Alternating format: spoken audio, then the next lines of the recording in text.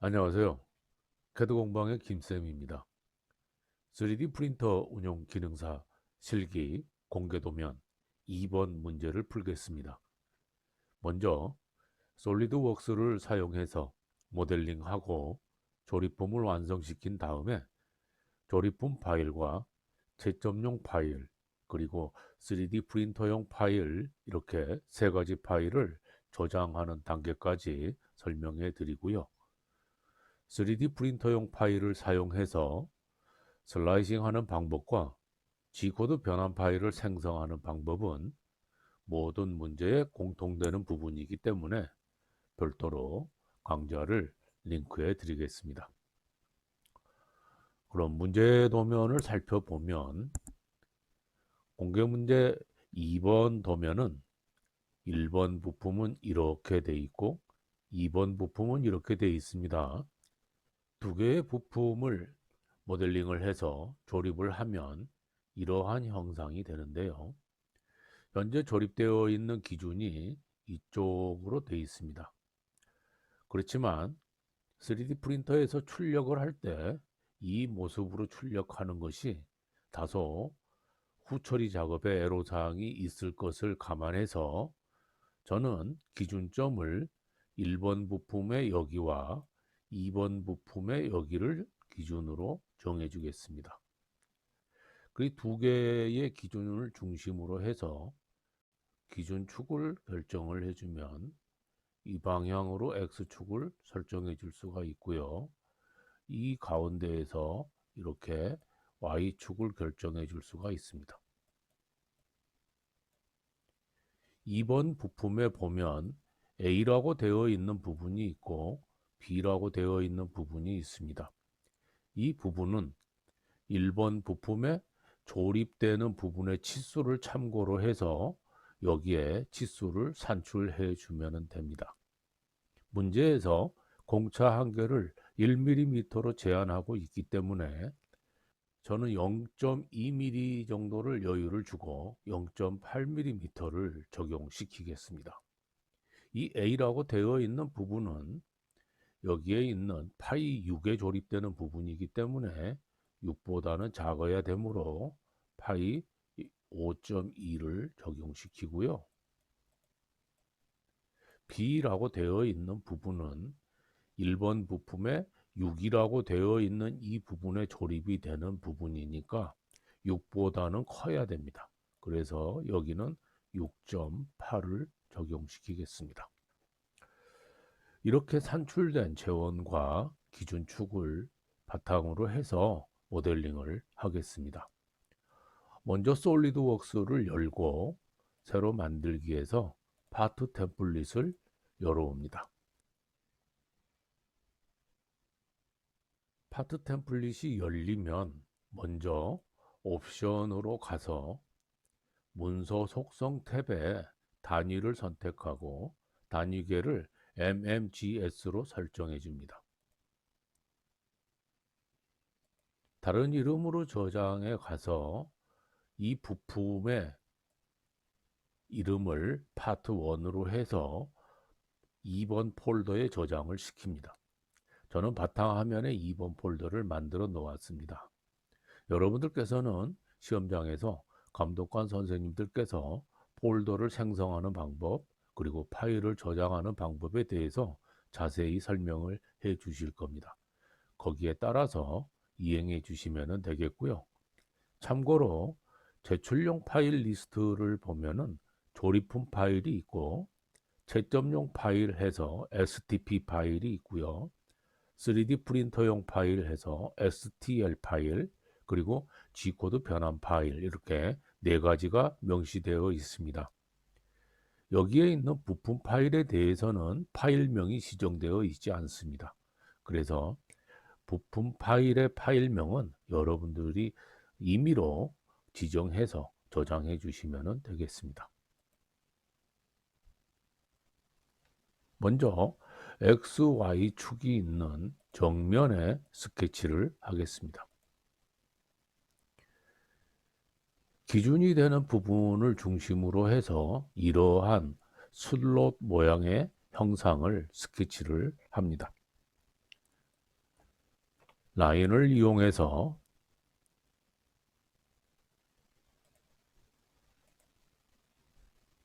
이렇게 라인과 홀을 제도를 해줍니다.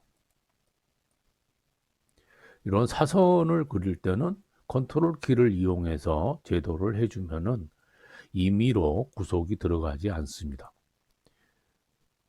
그래서 이렇게 잡아서 스케치를 해줍니다. 먼저 여기에 있는 선분과 여기에 있는 선분은 평행 구속을 주고요. 여기 있는 선과 여기에 있는 선도 평행 구속을 줍니다. 그리고 이 호와 여기에 있는 선분은 접선 구속을 주고 여기의 선분과 이 호도 접선 구속을 줍니다. 이 호와 여기에 있는 선분도 접선 구속을 주고요. 여기에 있는 선분과 여기에 호도 접선 구속을 줍니다.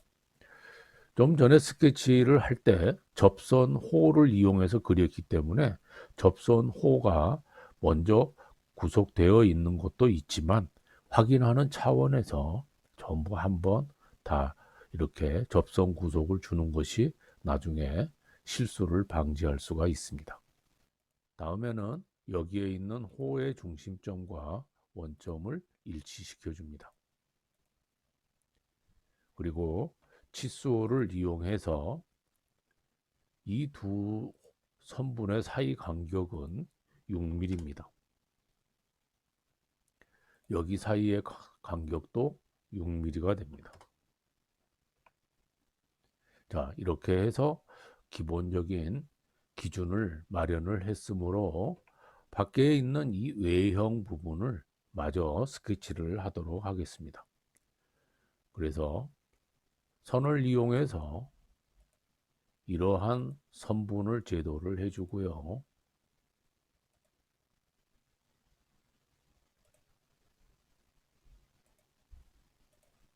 다시 코너 사각형을 이용해서 여기에 사각형 하나를 또 제도를 합니다.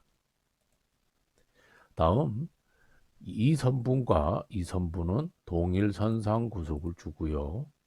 이 선분과 이 선분도 동일선상 구속을 줍니다. 그리고 이 선과 여기에 있는 선분도 동일선상 구속을 줍니다.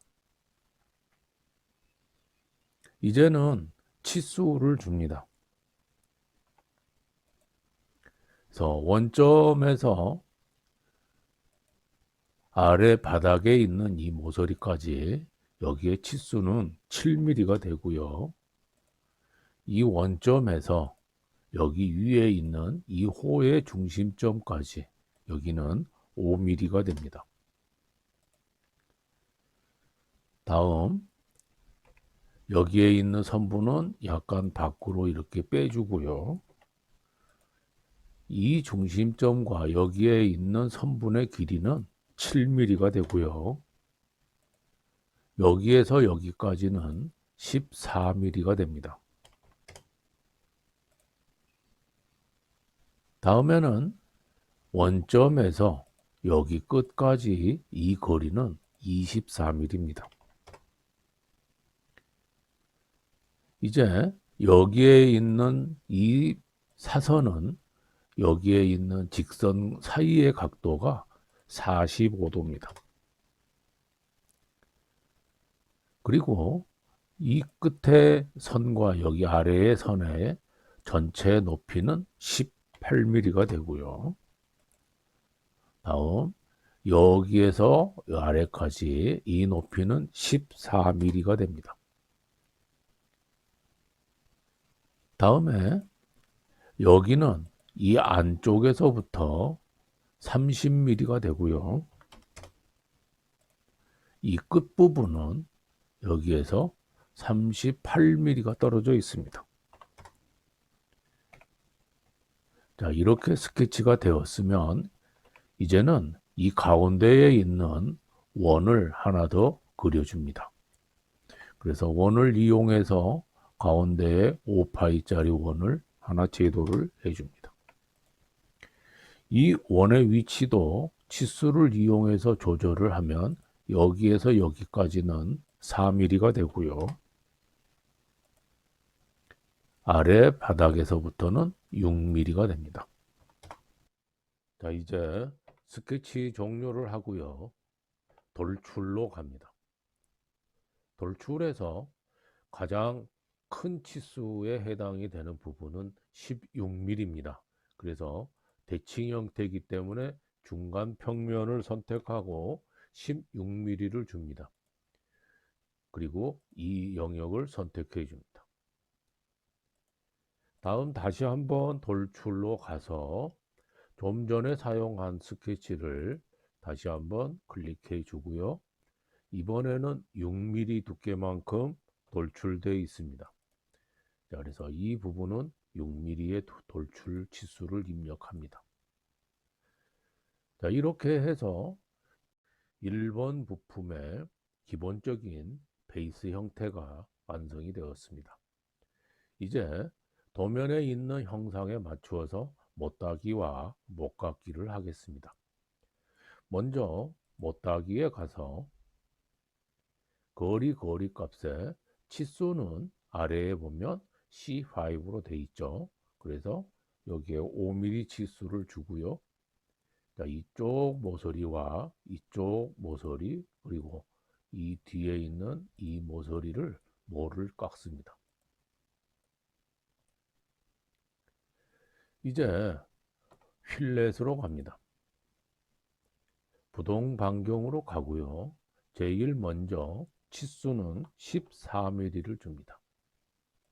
그래서 이쪽 모서리를 14mm만큼 휠렛을 주고요.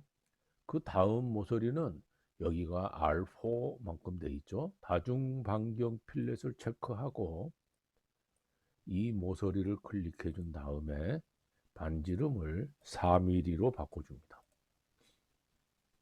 다음에는 이 안쪽에 모서리가 필렛이 돼 있죠. 짓이 없는 목깎이는 R3입니다. 이 안에를 클릭해 주고 치수는 3mm로 바꿔줍니다. 자, 이렇게 해주면 이 세 군데의 목깎이 처리가 전부 완성이 되죠. 또 확인을 해줍니다. 자, 형상의 모양이 이렇게 도면에 있는 모양대로 완성이 되었습니다. 이제 여기에다가 스케치를 해서 비번호를 음각시키겠습니다. 텍스트로 가서 여러분의 비번호를 입력하고 문서 글꼴 사용 체크를 해제하고 글꼴에 가서 크기를 선택해 주고 크기는 대략 22나 24 정도 주시면 됩니다. 위치는 도면을 참고로 해서 이렇게 적당한 위치에 배치를 해 주시면 되겠죠. 배치가 끝났으면 스케치 종료를 하고요. 돌출 컷으로 갑니다. 등각 보기 상태로 간 다음에 블라인드 형태는 1mm만큼 이렇게 음각을 새깁니다. 도면에 나와 있는 모양과 비교를 해봅니다. 정면을 클릭해서 비교를 해보고요. 다음에는 우측면을 클릭해서 비교를 해봅니다. 다음엔 다시 저면을 클릭해서 비교를 해보고요. 등각 뷰 상태에서도 비교를 다시 한번 해봅니다. 잘못된 부분이 없이 다 맞게 완성이 되었으면 그대로 저장을 하시면 되고요. 만약에 혹시라도 잘못된 부분이 있으면 수정을 하시고 저장을 해주면 되겠죠. 저장을 하고 닫습니다.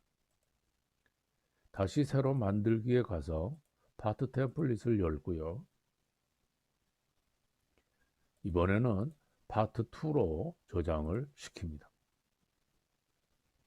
역시 XY 평면이 있는 정면에 스케치를 하고요. 기준점을 주었던 이 부분을 중심으로 해서 파이 5.2원을 제도합니다.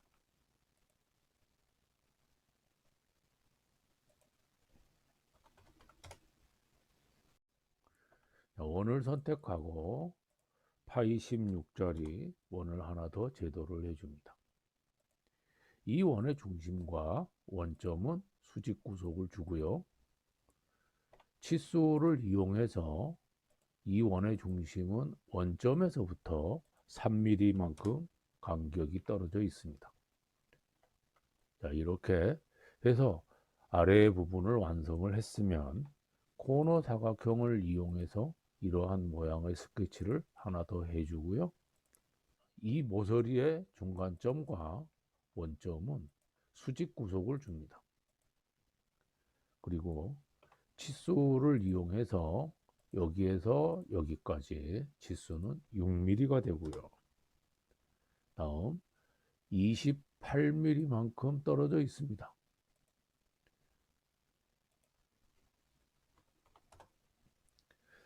그리고 난 다음에 마지막으로 이 부분이 완전 정의가 되어 있지 않기 때문에 이 선분과 여기에 있는 원줄을 접선을 시켜줍니다. 그러면 스케치 모두 완전 정의가 되죠. 이제 스케치 종료를 하고 돌출로 갑니다. 돌출에서는 중간 평면의 폭이 16mm입니다. 그래서 돌출될 영역은 이렇게 전체 영역을 전부 다 선택을 해서 돌출을 시켜줍니다. 다음에는 이쪽에 있는 이러한 홈을 작업을 해줘야 됩니다. 그래서 우측면에 스케치를 하고 역시 코너 사각형을 이용해서 이러한 사각형을 제도를 해주고요. 이 사각형 아래에 있는 모서리의 중간점과 원점은 수직 구속을 주고 이 모서리는 여기에 있는 모서리와 동일선상 구속을 줍니다. 그리고 치수로 갑니다. 여기에서 여기까지의 치수는 6.8mm가 됩니다. 다음에 요 위에 있는 모서리는 제일 상면으로 붙어서 10mm만큼 떨어져 있습니다. 스케치 종료를 하고요. 돌출 컷으로 갑니다. 등각 보기로 가서 이 부분은 전체가 다 제거가 돼 있으므로 관통을 선택하는데 관통 양쪽을 줍니다. 그래서 양쪽으로 전부 제거가 되도록 작업을 시킵니다. 이제는 윗부분에 못따기가 되어 있습니다. 그래서 못따기를 선택하고 거리 값에 5mm를 입력해 주고요. 이쪽 모서리와 이쪽 모서리를 모를 따줍니다. 자, 이렇게 모델링이 되었으면 마지막으로 가운데에 있는 이 축 부분을 모델링을 합니다. 그래서 다시 돌출을 선택하고 우리가 처음에 사용했던 스케치를 선택합니다. 그리고 가운데에 있는 이 원 부분을 선택을 해주고요. 스케치 평면은 면 평면 선택을 해주고요. 이 면은 이쪽 면이 됩니다. 다음에는 방향에서는 곡면까지를 선택해주고 해당되는 곡면은 이쪽 면이 됩니다. 그러면 이 사이에 이렇게 샤프트가 만들어집니다. 자, 이렇게 해서 이제 전체적인 모든 모델링이 끝났습니다. 그래서 그대로 저장을 해 주시고요. 닫습니다. 이제는 새로 만들기에 가서 조립품 템플릿을 열어옵니다.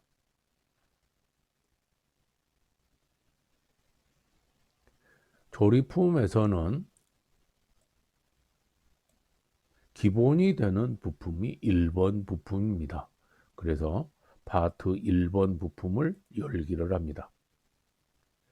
기준이 되는 이 부품은 작업 공간을 클릭해서 배치하는 게 아니고 원점에 고정 배치를 시켜야 됩니다. 그래서 좌측 상단에 있는 이 녹색 갈매기를 클릭을 하면 원점에 고정 배치가 됩니다. 자, 이렇게 배치가 되고 나면 다시 부품 배치를 선택하고 이번에는 파트 2번 부품을 가져옵니다. 이 부품은 조립하기 좋은 적당한 자리에 작업 공간에서 클릭해 가지고 배치를 시킵니다. 이제 배치가 전부 끝났으면 메이트를 합니다. 파트 1번과 2번을 전부 풀어준 다음에 우선은 도면에 있는 모양대로 요 윗부분에 메이트를 시킵니다. 정면 보기를 해서 이렇게 돼 있죠. 가운데에 정중앙에 올 수 있도록 정면과 정면을 메이트를 시킵니다. 다음에는 2번 부품이 반듯하게 이렇게 자리를 잡도록 하기 위해서 우측면과 우측면을 클릭해서 평행 구속을 줍니다. 그러면 2번 부품이 반듯하게 이렇게 세워질 겁니다. 그래서 확인을 해주고 메이트를 닫습니다. 이게 도면에 있는 형상하고 똑같이 이렇게 모델링이 되었기 때문에 자, 이 모델링 된 이 모양 그대로 조립품으로 저장을 시킵니다. 그래서 다른 이름으로 저장한 다음에 비번호를 입력해 주면 됩니다.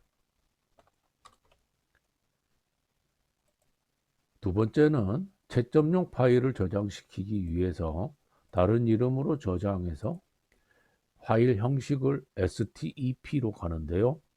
여기에는 AP203, AP214 두 가지가 있습니다. 문제에서 최신 버전으로 저장할 것을 지시하고 있기 때문에 AP214를 선택해 줍니다. 옵션으로 가서 솔리드 공면, 그리고 면 모서리 속성 내보내기, 주기적인 면 분할 이렇게 선택을 하고 확인을 해 줍니다. 그리고 비번호로 저장을 시킵니다. 자, 이제 조립품과 채점용 파일을 저장을 시켰습니다. 마지막으로 3D 프린터용 파일을 저장시킬 겁니다. 3D 프린터용 파일에서는 지금 현재 이 모양 이대로 출력을 시키게 되면 분해를 해서 보면은 가운데 모양이 이렇게 출력이 됩니다. 따라서 이 모든 부분이 접착이 일어나게 되고요. 특히 이 모서리와 여기에 있는 이 모서리가 접착이 일어납니다. 따라서 이 부분이 움직일 수 없게 돼버려서 후처리하기가 아주 곤란할 겁니다. 그래서 저는 이 부분이 이 아래로 이만큼 이동을 시키겠습니다. 그래서 먼저 메이트를 열고요. 제일 먼저 동심 구속을 주었던 이 부분을 기능 억제를 시킵니다. 여기에 있는 윗면과 여기에 있는 윗면을 일치를 시켜주겠습니다. 그래서 메이트 하나를 추가시킵니다. 파트 1번과 파트 2번을 풀어주고요. 파트 2번의 윗면과 파트 2번의 윗면을 이렇게 일치를 시킵니다. 그래서 확인을 해주고 메이트를 닫습니다. 다음에 단면으로 가서 다시 여기를 보시면 이러한 모양이 되어 있죠. 여기에 있는 이 샤프트가 이 가운데로 이만큼 이동을 하게 움직여 줍니다. 그래서 여기 부분하고 간격이 일정하게 떨어지게 유지를 시켜주고요. 다음에 나중에 이 안에 생긴 서포트를 제거할 수 있도록 여기에 공간이 필요하겠죠. 그래서 이쪽을 먼저 전부 제거를 시킨 다음에 이쪽으로 이동을 시키고 나서 나머지 여기에 있는 서포트를 제거해 주면 될 겁니다. 그래서 위치를 잡아줄 때 이쪽에 가능하면 작업 공간이 많이 있도록 해 주시고요. 그렇다고 그래서 너무 또 이쪽으로 이렇게 치우치면 여기에서 접착이 일어날 수 있습니다. 그래서 접착이 일어나지 않도록 적당하게 이 정도의 간격을 맞춰주고, 자, 이 상태로 STL 파일로 저장을 시키겠습니다. 그래서 다른 이름으로 저장 들어가서 문서를 재생성하고 저장 클릭하시고 파일 형식을 STL로 바꿔주고요. 옵션으로 가서 단위는 밀리미터로 설정을 합니다. 단위가 센티미터로 되어 있으면 출력물이 10분의 1로 축소가 돼서 실격되게요. 또 어셈블리의 모든 부품을 단일 파일에 저장, 여기에 체크를 해줍니다. 여기에 체크가 안 돼 있으면 부품이 따로따로 출력이 되므로 조립품 파일 출력이 만들어지지 않아서 역시 실격이 될 겁니다. 그래서 이 두 가지를 반드시 체크를 해주시고 확인을 합니다. 그리고 비번호로 저장을 하고요. 메시 파일로 미리 보기가 되면 그대로 예해서 확인을 해주시면 되겠습니다. 여기에서 만든 이 STL 파일을 슬라이서 프로그램에 세팅을 해서 슬라이서 세팅하는 방법, 슬라이싱하는 방법, G코드로 변환하는 방법, 이런 것들은 모든 문제에 공통되는 부분이기 때문에 강좌를 따로 좌측 하단부에 링크를 해 두었습니다. 클릭하셔서 참고하시면 되겠습니다. 공개 문제 2번 문제풀이는 여기까지 마치겠습니다. 구독과 좋아요 부탁드립니다.